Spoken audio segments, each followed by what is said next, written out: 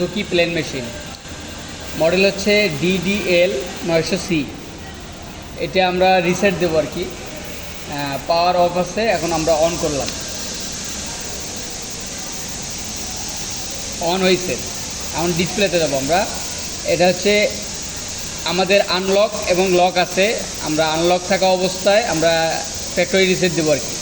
এটা সেটিংসে গেলাম, আনলক থাকা অবস্থায় সেটিংসে যাইতে হবে। 8 নাম্বার ডিজিটে আছে হচ্ছে ইন্টারফেস ডিসপ্লে, 8 নাম্বার ডিজিটে গেলাম।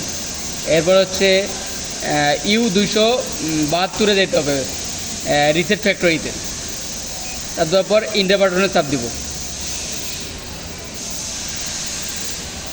আমাদের রিসেট কমপ্লিট। এখন আমরা রান করবো আর কি মেশিন।